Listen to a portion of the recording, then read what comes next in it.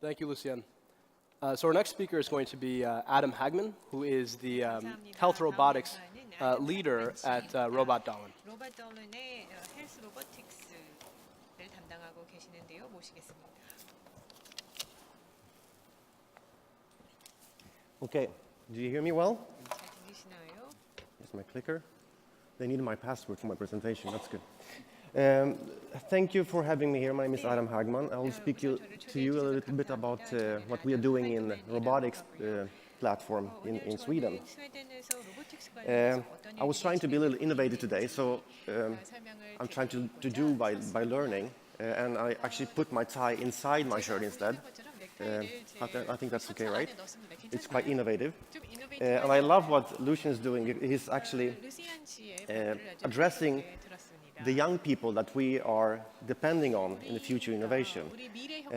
And my next slide would like to show you a small story, how easy it is to kill innovation, even for people like me that work with it every day.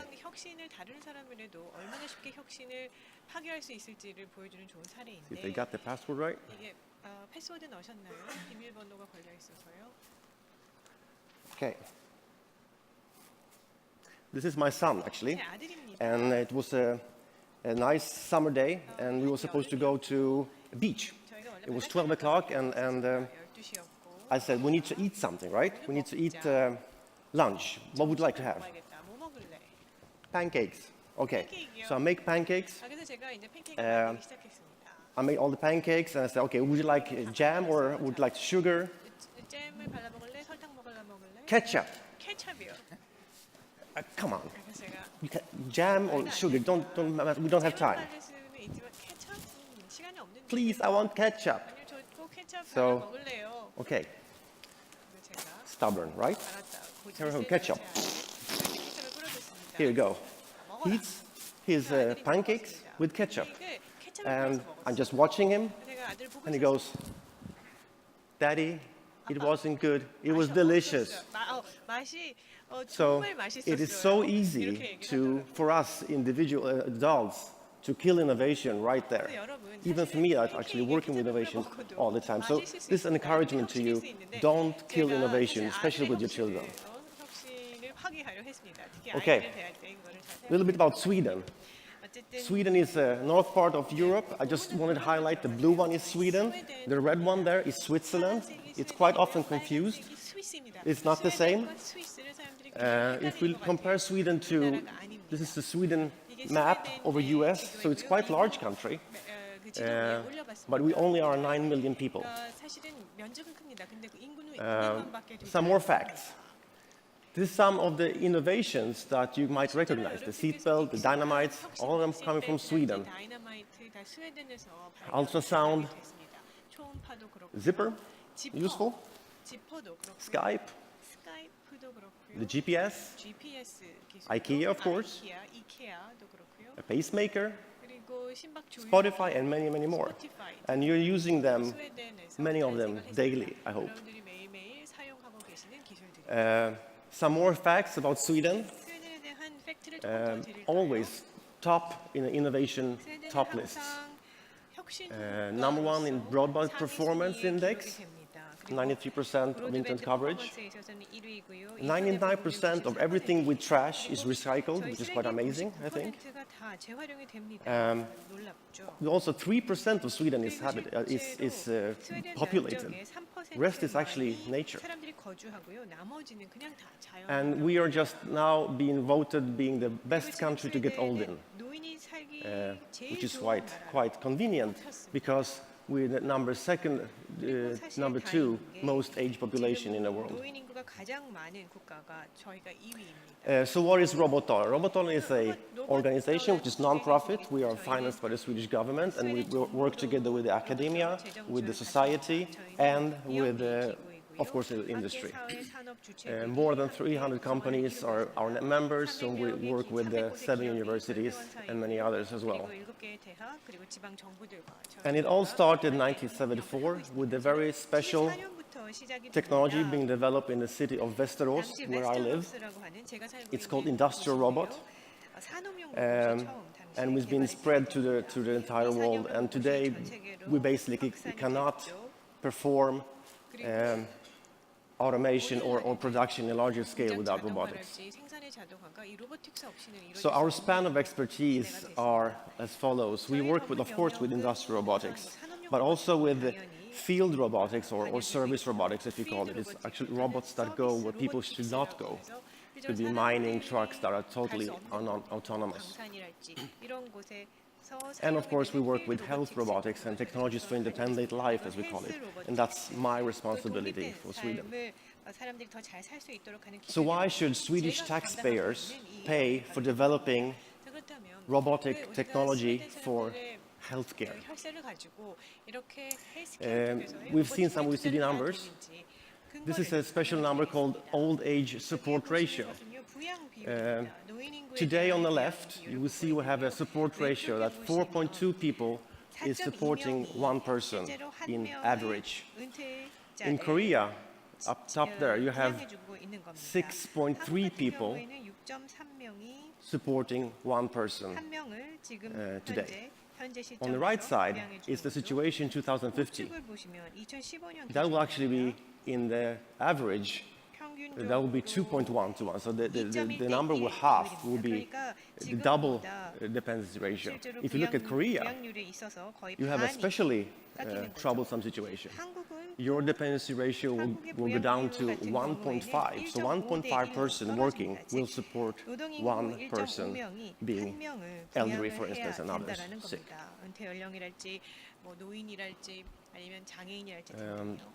So this is the same graph over time. You see that even if some countries are better off today, every country is going the same way. And it is not something that we believe, it's something we know. So we think that innovation is crucial for us. It has helped us before. When the animal was too big, we invented a spear. When something became too heavy, we invented the wheel. And to tell the truth, the humanity today, as it is, could not survive with the technology, without technology. So this is very important to us to continue to develop this. So many governments have the same strategy. If you look at the graph here, on the left side you have cost for society, and on the bottom side is the quality of life. So every government is trying to go from left to right, from hospital care to home care or independent life. And that's, of course, quite crucial. But how to do that? We just ask people in Europe what they think that robots could do for us in the future. We ask, do you think that robotics could be used in elderly care? Could you just imagine how many said yes to this question? 4% said yes. So we ask another question. Do you think that we should ban from robots being used in elderly care? That was the next question. Do you have any ideas how many said that yes, we should ban it? 60% said yes, we should ban them. So we have a little bit of an issue here, right? How to use robotics in these situations. Why is that? First of all, we have different views on how robots are perceived. One is from the scientists. They see, of course, great help and everything like that. If you go to Japan, the picture will be the robot Astro Boy, who is the hero in Japanese society. If you ask nurses what they think about robots, they will see this. So, of course, this is one of the reasons that will not be able to just implement robotic technology anywhere. And Hollywood has not been helpful. I don't know if you've seen this movie. I just going to watch it for a couple of minutes.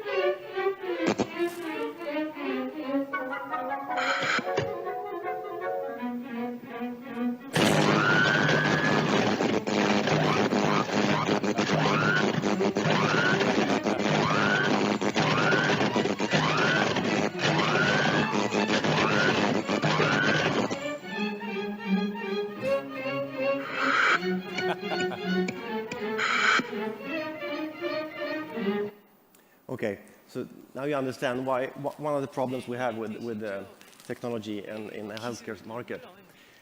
So, of course, it's different in acceptance in different markets. If you go to the industry, when they invented the first industrial robot, it was engineers that developed the product for engineers. It was welcome. Everybody was happy. But when it comes to this kind of this industry, we always see a very big skepticism. It's the engineers that develop things for nurses and other people that work with humans. So how we communicate is extremely important. But if we agree on one thing, which all caregivers will do, is that technology should never take care of people. Rather, it should make sure that we continue to be independent as long as possible and to help us to take care of each other. So what we are doing, we are implementing and developing technologies in Sweden that do following things. We make our citizens as independent as possible, as long as possible. We help our elderly and disabled to be an active part of society. When you go to 2015 Korea, 1.5 people being home and one person being working and one person being home, being alone maybe or something. That's huge impact on the economy. We need those people to be out there, to go to cafes, to consume culture. We need to be active part of society and work if they still can. We implement technologies that provide care more efficiently. We'll show some examples very soon. We generate growth. This is new jobs, new opportunities. And we've also seen that by doing that, we attract young people to the care sector. It's suddenly interesting to work with high-tech industry in the elder care and healthcare. Okay, so what have we learned so far? We know that there are huge investments in research in the European Union, but not many products reach the people that really need it. One of the programs was called Aiming Assisted Living. Of 134 projects, each project was between 2 and 6 million euro. Do you know how many actually got and became a real product on the market? One. Of 134 projects with that amount of money. So that's something we need to do there, right? We see that researchers do the great job, but their incentives are most of the time to create scientific papers and publish their knowledge. So what we need to do is to test and evaluate those findings and make sure that we have proven technologies to implement and test. But that's not enough either, because the society will not benefit. We have a bunch of prototypes everywhere. We have to make sure that those technologies were implemented in the commercial viable products and services on the market. And here, I think, is a very innovative thing we need to think of, is this disruptive technology that we're talking about. It's actually that the healthcare sector must be part of the innovation process in much bigger extent in the future. So what have done us successful is that we have done a real-life implementation, not a demo environment. So it's not like a demo apartment, something like that. We have real care organizations, in both public and private. We have real users and real user groups. so we can give real feedback, real-time feedback to developers. 그래서 저희가 그분들한테 피드백을 받아서 We found that technology is only the small part we need to take care of. It's basically only 25% of the issue.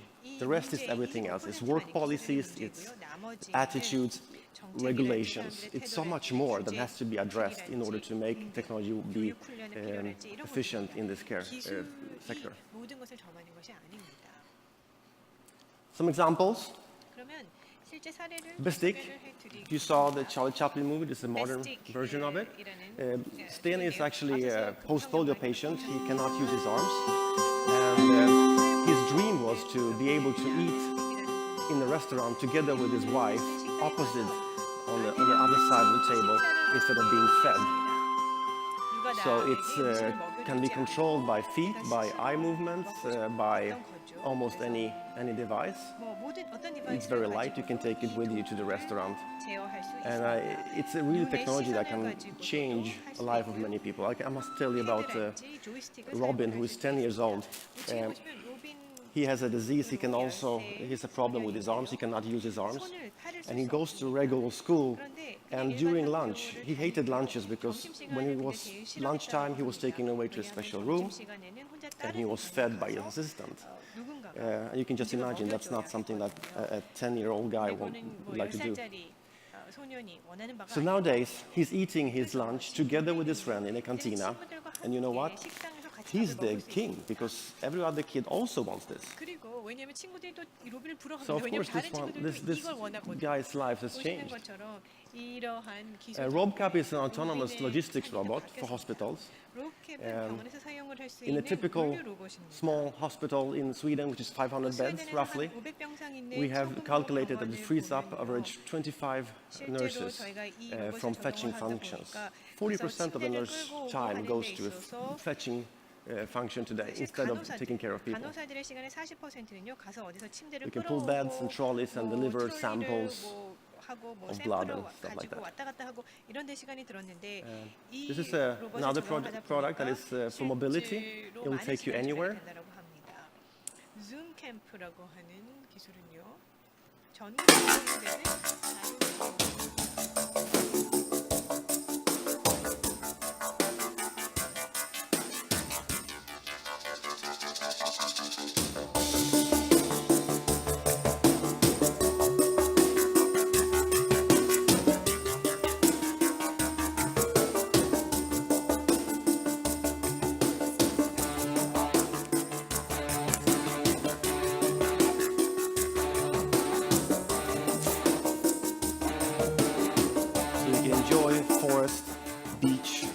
Again, even if you have to sit in a wheelchair. Remote stroke rehabilitation product. It's a product that is going to be launched on the market quite soon. We're doing very active evaluations now. It's rehabilitating stroke from home. So it's based on off-the-shelf components, Microsoft Kinect. You can see the doctor, she can see you. You can follow the movements of her. You can even mirror the image, and you can with also gamification onto it, so you can continue the rehabilitation in a later stage. SEM-glove is a small glove that is for people that have weak hands with sensors on 3 fingers. It means that if you grip something, it will help you to grip it. It's quite neat to test, actually. Molly is a method for people with spasticity. We have a small girl here with the electrodes put to her. And you see she's very tensed in her arm. She's very spastic. She cannot move her arm. And now we're applying the electricity. And we'll see soon that she'll become very relaxed. And the new innovation around here is that you see that there's plenty of cables coming out of her. It's not really viable in a home environment. So we've developed this dress that has all the electrodes woven into the fabric. So it's not like a lot of threads under it. See, she's very good. So it's a very efficient method, and now we can do that at home because of the dress. It's very simple to apply.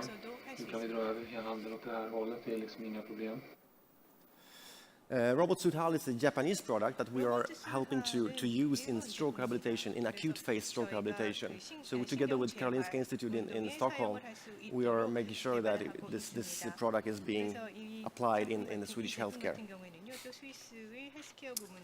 Giraffe is a very interesting product. It is a telepresence device that helps people to care of those living at home. So you can do natural visits with it. It is human height. They can sit down to the position of the elderly. It's very intuitive in navigation. It takes roughly 30 seconds to learn how to operate. It's no joystick. It's very simple. Nothing is required of the elderly person, nothing at all. The only thing they have to do is say yes or no to a visit through a button, red button or green button. It is very natural telepresence, very clear.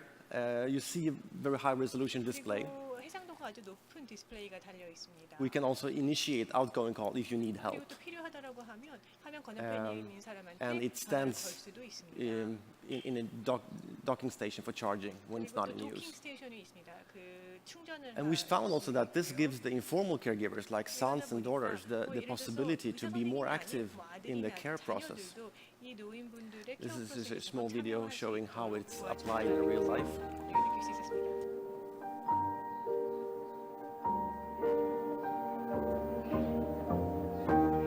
Verkligen. Jo, jag är förtjust i katter förstår du. Jag har ju haft katt en gång i tiden på världen. Ja, jag har haft en katt. Så.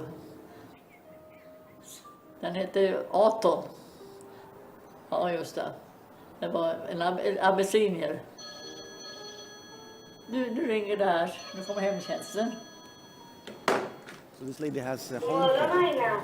God morgon Cecilia. Is, Det är bra med mig. Complemented with the Det är som det visits. brukar vara. Ja, har du sovit gott i natt? Jajamensan, jag sov hela natten. Men det var väl bra. Och frukost, har du ätit det? Jajamensan, jag äter havregrynsgröt. Med lite äppelmos och mjölk. Ja. Vad bra. Har du tagit dina mediciner Aina? Ja, det har jag gjort. Kan jag få titta på dosetten? Ja, dosetten. Aina, jag ser att du har missat en tablett. Har jag missat en tablett? Ja, det har jag. Nu tar jag den så ska vi se. Ja, det låter bra det. Okay, so we're kind of proud of this report. We've been mentioned there for being unique among assisted robotic developers for its integrated approach in research and corporate development. Okay, so I think my time is out. I would like to summarize a little bit, just short summary. Technology can help us with the challenge of aging population, but care organizations must embrace the innovation and be more active part of the innovation process. Technology will not be scary, it will be fun, it will be helpful. Aging population is not only a challenge, it's also an opportunity for great life, innovation and growth. And don't kill innovation. Thank you.